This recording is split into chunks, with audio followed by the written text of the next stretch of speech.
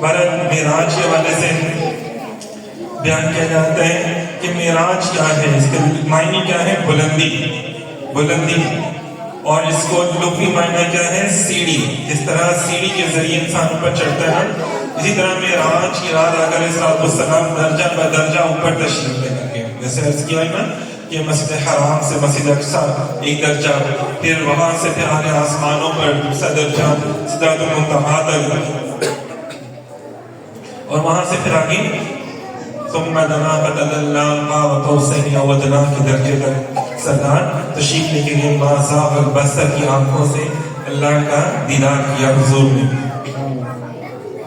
اچھا جی، کچھ لوگ کہتے ہیں کہ یہ دیدار، یہ جو ہے معاملات ایسا نہیں ہوا، تو یہاں پہ یہ روح کی معراج تھی.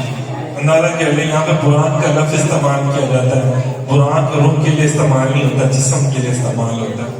اور اللہ تعالیٰ نے فرمایا سبحان الذی اسریٰ بعبدہ، پاک ہے وہ ذات جو لے گیا، جو اپنے محبوب کو خود لے گیا. لیلا من المسجد الحرام، لے کر کون جاتا ہے؟ انسانی جسم ہوگا تو پھر جائے گا نا.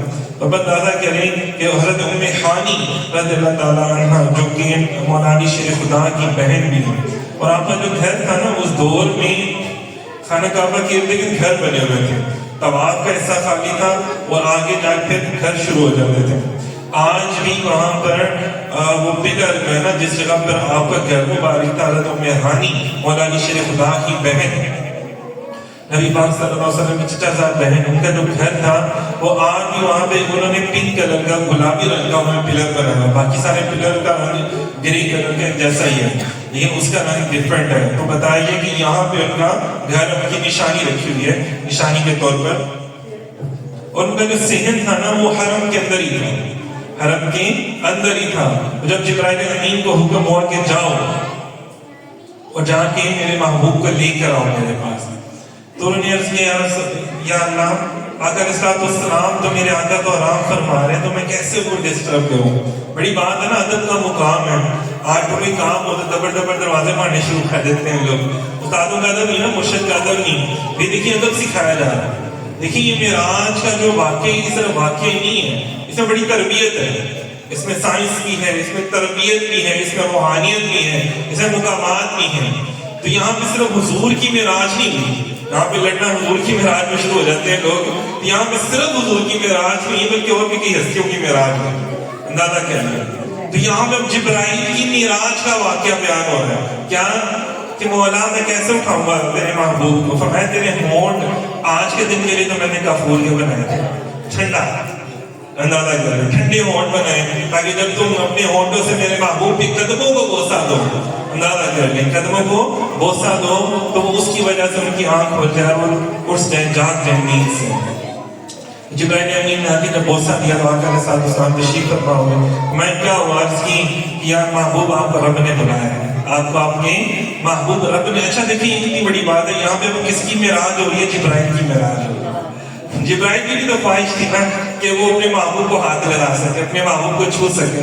اندازہ کریں کتنے انبیاء آئے، سب کے پاس جبرائیل گئے، ایک دفعہ گئے، دو دفعہ گئے، تین دفعہ گئے، زیادہ کسی کے پاس نہیں گئے. لیکن آقا علیہ السلام کی بارگاہ میں کتنی دفعہ آئے؟ 24,000 مرتبہ. 24,000 مرتبہ بار بار یا رسول اللہ میں نے آپ کا دیدار کیا، یا رسول اللہ. کبھی ویسے آئے. اچھا اندازہ کریں کچھ لوگ بیوقوف ایسے بھی ہے نا کہ نہیں جی نہیں ہوتا تو جبرائیل کا دیدار، جبرائیل کی اصل صورت کا دیدار ہوا تھا، وہ تو حضور کو پہلی کتنی دفعہ ہو چکا ہوا تھا، بلکہ جبرائیل تو خود آ کے عرض کرتا تھا یا رسول اللہ. اب اندازہ کریے، بلکہ خود آقا علیہ السلام میں روایت میں آتا ہے کہ حضور نے فرمایا کہ جبرائیل تم نے تو دیکھو پوری دنیا دیکھی ہے، آسمان اور زمین کا ذرہ ذرہ تم نے دیکھا، آدم علیہ السلام سے لے کر عیسیٰ علیہ السلام تک تمام انبیاء کا تم نے دیدار کیا ہے، بتاؤ تم نے ہمیں کیسا پایا؟ اندازہ کیا لیں. محبوب خود پوچھ رہے ہیں، کیا ادا ہوگی؟ غلام سے پوچھتے ہیں. غلام کون ہے؟ منگت یہاں وچ ہے کھڑا جبریل دی شان ویکھو سوہنے دے دربار. میرے آقا کے دربار کی شان کا عالم یہ ہے کہ جبرائیل بھی منگتوں کی طرح کھڑا ہے. بعد عرض کرتے ہیں یا رسول اللہ میں نے تو کائنات کا حسن دیکھا، اعلیٰ علیین کے حسن کو بھی دیکھا، حوروں کے حسن کو بھی دیکھا، لیکن محبوب آپ جیسا کوئی نہیں دیکھا. تو اللہ تعالیٰ فرماتے ہیں جبرائیل تو دیکھنا کیسے، میں نے تو کوئی ثانی نہیں بنایا. میں نے تو اپنے محبوب کا ثانی ہی نہیں بنایا، ثانی ہوتا تو دیکھ سکتا نا۔ تو یہ محبوب کی شان ہے۔ تو یہاں پہ جبرائیل امین کو اللہ کا کرنے دیدار عطا کیا جائے، آپ کا کرم ہو رہا ہے، ان کی معراج ہو رہی ہے، آگے آقا علیہ السلام تشریف لے کے رہتے ہیں۔ ایسا نہیں، بڑی پیاری سی بات ہے کہ حضرت ابراہیم علیہ السلام کو بھی اللہ تعالیٰ نے معراج عطا فرمائی۔ ان کی معراج کیا تھی کہ اللہ تعالیٰ نے اپنی قدرت کی نشانیوں کا دیدار ان کو عطا فرمایا تھا۔ موسیٰ علیہ السلام کی معراج کیا تھی کہ ان کو ذات نہیں، صفت کی تجلی کا دیدار ہوا تھا، صفت کی تجلی کا دیدار ہوا تو کیا ہوا کہ غشی طاری ہوگی، بے ہوشی کی کیفیت آ گئی، اندازہ کریں وہ پہاڑ بھی برداشت نہیں کر پائے۔ تو یہاں پہ یہ ان کی معراج تھی۔ معراج علیہ السلام کو جس تجلی کا دیدار کروایا گیا تھا وہ ذات کی تجلی تھی۔ اگر کوئی صفت کی تجلی کا 1/4 حصے کا دیدار کر لیں تو اتنی کیفیت طاری ہو جاتی تھی۔ موسیٰ علیہ السلام کے چہرے پر اتنا نور آ گیا تھا کہ کوئی دیکھتا تھا نا وہ نابینا ہو جاتا تھا، اس کی بینائی چلی جاتی تھی۔ اندازہ کریں ایک کتنے کلومیٹر دور پہاڑ کے اوپر، کالے پہاڑ پہ نہیں ہوتی ہوئی کالی کیڑی جو ہے نا، کیڑا جو ہے وہ بھی آپ اپنی ایسے دیکھتے تھے جیسے سامنے بیٹھا ہے، اس کی آواز تک آپ سن لیتے تھے۔ ابھی صرف صفت کی تجلی کا دیدار کیا تھا۔ اور میرا آقا کریم علیہ السلام کی شان کا عالم کیا ہوگا کہ آپ تشریف لے کر گئے، ما ذاق البصر، اپنی آنکھوں سے دیکھا، آپ قوسین 2 ہاتھوں سے بھی کم فاصلہ، تو پھر حضور کی بینائی کا عالم کیا ہوگا۔